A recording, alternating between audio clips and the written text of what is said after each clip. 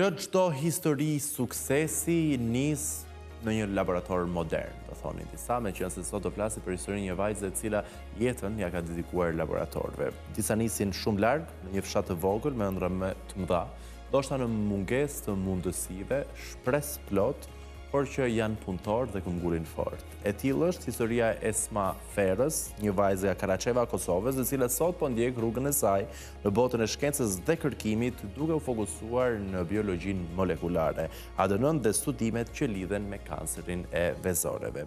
Në një kohë ku trinjt shpeshherë e humbasin shpresën që ndoshta gjërat mund të ndryshojnë në vendin e tyre të vogël, që në pamje të parë mundësitë e mëdha apo mundësitë e arta duket sikur mungojnë, kjo vajzë na vërteton të kundërtën. Vetëm me këmbgulje gjërat realizohen dhe sot, përmes një lidhje të drejtë për drejtë, ajo do ndaj historinë e saj me ne. E përshëndesim Esmën dhe i themi faleminderit që gjete kohë për një bisedë të këndshme së bashku. Përshëndetje, kënaqësi e dashur që lidhemi së bashku.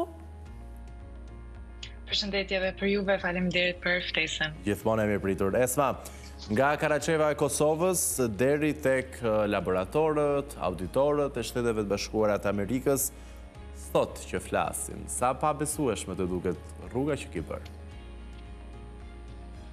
Tani, kur e mendoj prej nga kam filluar dhe ku jam, normalisht që ka qenë një rrugë përplot me sfida të ndryshme, mirë po kur kalon një kohë dhe ndihesh ashtu tamam e përshtatur me sistemin, mandej nuk e mendon fort atë pjesë.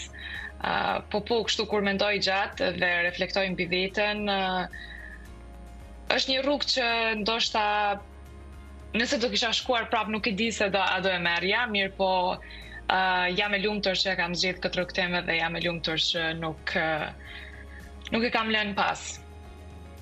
Sa vite u bën në SBA? 5 vite. 5 vite. Dhe si një vajzë kaq e re në një fushë që është shumë sfiduese, je ndier në ndonjë moment e paragjykuar? Jo nga sistemi dhe jo nga komuniteti, po më ta them të drejtën nga vetja ime, nga presioni se pse nuk jam si të tjerët, nga presioni se pse jam shumë brapa dhe si mund ta sfidoj veten që të jem barabar me ta. Mirë po, kjo ka qenë sfidë, them të drejtën në fillimin e viteve gjatë studimit të bachelorit, vitin e parë, vitin e dytë, vitin e tretë, derisa e mësova sistemin edhe se si funksionojnë kërkimet shkencore, ndërsa tani, të them të drejtën, jemi në të njëjtin nivel akademik me gjithë moshatarët e mi këtu në Amerikë, kështu që ajo ka qenë pak sfiduese, presioni që kam pas mbi veten. Sigurisht, sepse jo vetëm kulturalisht, por në këtë aspekt nga Kosova në SBA, ajo trauma kulturore mund të jetë pak e vështirë në fillim. Mirë, flasim pak për fokusin tënd. Ti je pjesë e laboratoreve që bëjnë studime kundër kancerit të vezoreve. Na trego pak më shumë për rrugtimin ku jemi me hulumtimet, kërkimet, rezultatet. Çfarë presim ne të marrim vesh në të ardhmen? Faleminderit, atëherë kjo është një prej pyetjeve të mia më të preferume. Unë kam ashtu gjithmonë them kam më shumë dëshirë të flas rreth punës së shkencës se sa gjatë të historisë si kam arrit këto. Po atëherë unë jam bashkangjit në gjatë studimeve të bachelorit, do bashkangjita në një laborator në Yale që bënte studime për riparimin e ADN-s në kancerin e vezoreve. Fatmirësisht fokusim gjithmonë ka qenë të jam pjesë e projekteve shkencore që kanë të bëjnë me shëndetjen e gruas. Ky ka qenë fokusim primar, sepse mendoj që është një hapësirë e madhe që ekziston, që ende nuk i kuptojmë. Kancerin e vezorit, edhe pse kancerin e gjirit kemi më shumë informata, mirë po ka disa lloje të kancereve që është një hapësirë shumë e madhe e dijes që duhet të zbulohet dhe duhet të krijojmë zbulime të reja. Kur bashkangjita, mentori im ka qenë një mentor i mrekullueshëm edhe është ende, sepse tani do e kemi edhe në komitetin e doktoraturës. Me të drejtën nuk kam ditë asgjë se si kryhet si dizajnohet një eksperiment shkencor, si kryen studimet shkencore, si prezantohet shkenca, si mendohet se zgjedhim një problem kritik. Dhe kur e kam marrë projektin e parë ka qenë me studiu rëndësinë e një gjeni që quhet KF4, që ka qenë një gjën, ndoshta them pak ndërlikues, sepse studimet e tilla që janë bërë gjatë viteve të mëparshme kanë thënë se ky gjen mund të jetë një onkogjen që nënkupton që e ndihmon kancerin të zhvillohet më shumë, mirë po disa studime kanë thënë që po në kancerin e gjirit shembull nuk është një onkogjen, por është një tumor supresor që e ndalon kancerin të zhvillohet. Dhe ne kemi dashur ta definojmë se cili është roli i gjenit KLF4 në kancerin e vezoreve që kanë mutacion BRCA2. Tani ka shumë lloje të kancerit të vezoreve, po çfarë është kanceri i vezoreve BRCA2? Është një kancer ku ADN-ja e tyre nuk mund të riparohet, sepse sepse proteina BRCA2 ruan një rol shumë të rëndësishëm në riparimin e ADN-s. Dhe kur ADN-ja nuk mund të riparohet, mandej qelizat ka një disfunksion në ciklin e tyre qelizor dhe kështu zhvillohet kanceri. Dhe projekti im në fillim normal që nuk kemi pasur rezultate shumë premtuese, mirë po kam qenë shumë insistuese se nuk duhet ta hudhim poshtë atë projekt dhe të marr një projekt të ri. Desha të bëja më shumë eksperimente dhe ta sfidoj pak a shumë veten që ta dim rolin e gjenit KLF4. Jam bërë 4 vite tani, me të thënë drejtën 3 e gjys, ndoshta gati 4 që kemi punuar në gjetjen e rolit të gjenit KLF4 dhe tani jemi shumë afër gjatë publikimit tonë. Edhe rëndësinë e rolit të gjenit KLF4 që kemi zbuluar është që gjeni KLF4 rruga sinjalizuese që e përkan është duke e bllokuar apoptosën qelizore. Apoptosa është cikël ku qeliza e cila ka një dëmtim të ADN-s shkon në vdekje qelizore. Dhe çfarë gjeni KLF4 po bën është se po e bllokon atë rrugë sinjalizuese që qeliza e kancerit të çojë në vdekje. Dhe kur qeliza e kancerit nuk mund të kalojë ndërmjet ciklit të vdekjes, atëherë ajo qelizë mbijeton dhe në një farë forme kanceri zhvillohet. Tani në këtë model të sistemit e kemi zhvilluar edhe tek modeli i Miut dhe kemi marrë rezultate jashtëzakonisht premtuese që mund ta targetojmë gjenin KLF4 edhe në terapi, duke bërë kombinime të ndryshme të drogave me këto inhibitorët që e bllokojnë rrugën drejt vdekjes qelizore. Edhe ky projekt është që më ka motivu jashtëzakonisht shumë për me vazhdu më shumë me shkencë, edhe është një prej arsyeve pse tani jam duke e studiu doktoratën. Por po dua të them diçka që ju gjithmonë në shkencë merr rezultate pozitive. E drejtë. Ky projekt ka pas edhe eksperimente që kanë dështuar jashtëzakonisht shumë, edhe më thënë që në fillim po është dëshpëruese, sidomos më për shkencëtarë që janë në start të karrierës së tyre, edhe mirë po është mirë që t'jemi konsistent dhe t'jemi këmbgullës, që shumica prej neve shqiptarëve jemi, kështu që ajo pjesë më ka ndihmuar jashtëzakonisht shumë. Esma, me gjithçka që ti na thua, edhe me gjithë zellin që ne të shohim të dedikuar në një vend që të ofron shumë çka, nuk gjejmë dot arsye që ty të sjellin në Shqipëri apo Kosovë për momentin. Kam të drejtë? Por të dënë kontributin tënd këtu. Normalisht nuk ka më mirë se me dhënë dije dhe me kriju dije në një vend ku je rrit edhe ku je lind. Populli shqiptar mendoj se ka kalu sfida të jashtëzakonshme dhe mendoj se e meritojnë që të rinjët të dalin të studiojnë dhe të vinë dije të ri në vendin e tyre. Unë them drejtën, karriera ime, po edhe jeta ime në të njëjtën kohë është shkenca.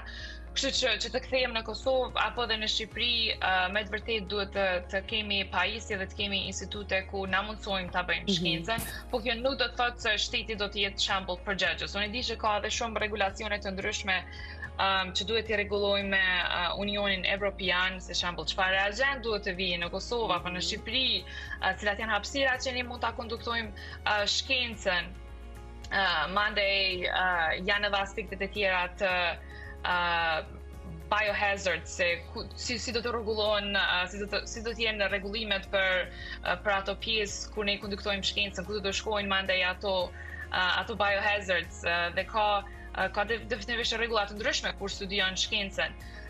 Mirë po, nëse institutet janë, nëse ne mund të sigurojmë pajisjet dhe hapësirën, unë nuk e shoh që mos jetë e mundshme. Dhe zakonisht gjithmonë kjo ka qenë ëndër e imja që dijen ta ndaj me studentat në Kosovë, me studentat shqiptar kudo në botë.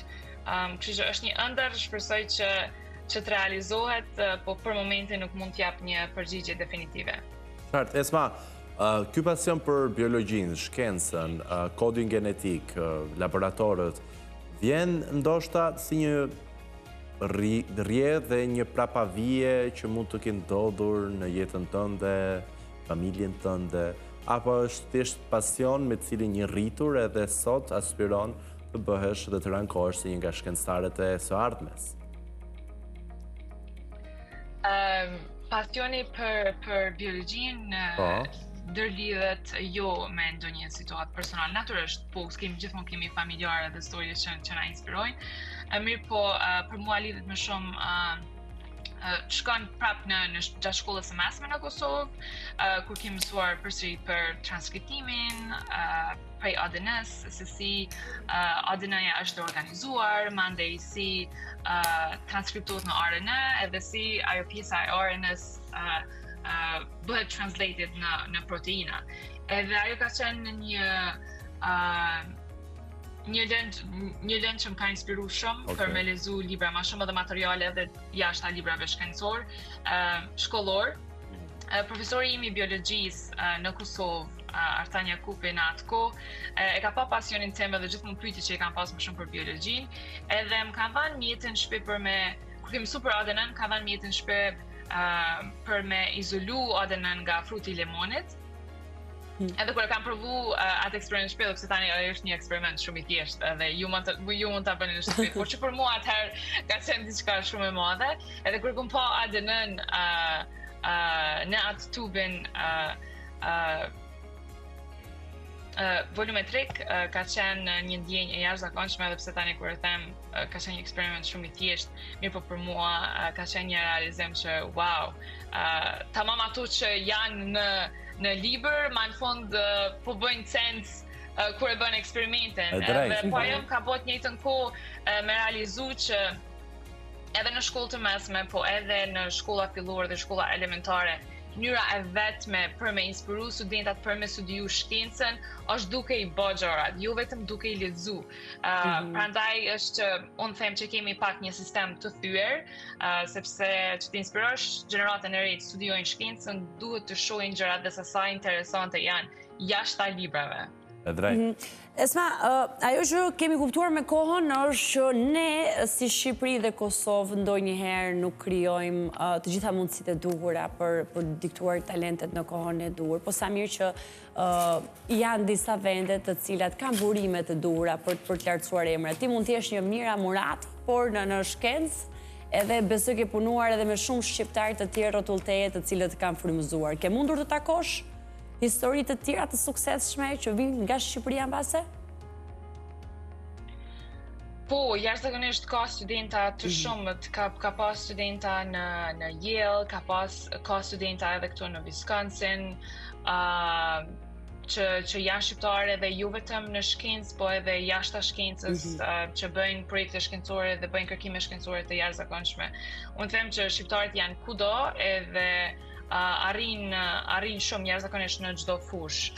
Ka definitivisht shqiptarë shumë të suksesshëm edhe në lamin time. Ky është një lajm I mirë për gjithë ne. Dhe pyetja ime e fundit Esma është menjëherë pasi të kemi një studim final për sa I përket kancerit të vezoreve, ke një projektim se ku do fokusohesh menjëherë pas këtij studimi në të ardhmen? Do të thënë një departament, një deg që ty të intrigon, kuriozon. Faleminderit për pyetjen. Falë se ndoshta Lidia po e marr pyetjet pak më vonë. Atëherë po, studimi për gjenin KLF4 tani besoj është në përfundim edhe kjo lidhet me Universitetin e Yale që kam bërë gjatë bachelorit. Tani për studimet e doktoratës që jam në Universitetin e Wisconsinit, këtu jam në një laborator që bëjmë studime shkencore për sistemet e fundit dhe teknologjinë e fundit që është zhvilluar në editimin e gjeneve. Unë prap kam dashur që në një anë ta formozoj projektin tim rreth kancerit të gjirit dhe kancerit të vezoreve, që do t'i përdori këto teknologji të reja të fundit në editimin e gjeneve. Dhe projekti im i arshëm do t'jetë që ta studioj kancerin e vezoreve në 2D dhe në 3D. Arsyeja është që mënyra tradicionale se si i bëjmë kërkime shkencore, është që lizat e immortalizuara janë në 2D, në 2D. Dhe ajo zakonisht nuk e mimikon mirë tumorin, sepse tumori, zakonisht nëse flasim për tumorin e se si zhvillohet, atëherë gjitha qelizat duhet të jenë të klustruara së bashku. Dhe për me studiu më mirë dhe për të parë se cilat gjene janë me aktivitet më të lartë në 2D ose në 3D, atëherë kjo do jetë projekti im i ardhshëm. Dhe prapë do fokusohem në kancerin e vezoreve dhe pse jo në modele tjera të kancerit të gjirit. Zmane, të falenderojmë shumë për këtë bisedë, për faktin që i dhe një model rinis jo vetëm Kosovë, por edhe në Shqipëri, që duhet thjesht të ndërrojnë shumë, sepse dhe diku tjetër mund t'i bëjnë realitet të Dhe të punojnë fort. Dhe të punojnë fort. Dhe studiojnë shumë. Faleminderit shumë, vlerësojmë shumë të bisedë. Përqafime nga studioja dhe punë të mbarë në rrugën tënde kërkimore. Mirë, i theve publiko është momentit të ndjekim një material nga Gjoana Ndosi. Sot kemi një ditë me Gjoana Ndosin dhe ku është fokusuar Gjoana sot? Me njërë pas publicitetit ne do takojmë me Gjoanën, e cila është kujdesur të përgatisë jo pak, por 3 receta të shëndetshme për para dhe pas palestrës, po si fillim duhet shkonin palestër. Dhe këto receta nuk janë realizuar vetëm nga Gjoana, por së bashku me Ornella Nushin, e cila është trajnere personale dhe nutricioniste, do të sjellin zgjedhjet më të zgjuara për të qenë më në formë teksa po i afrohemi verës. Ndjekim materialin dhe ju e dini tashmë ne do shihemi bashkë nesër në takimin e radhës. Ju duam shumë. Ju duam shumë.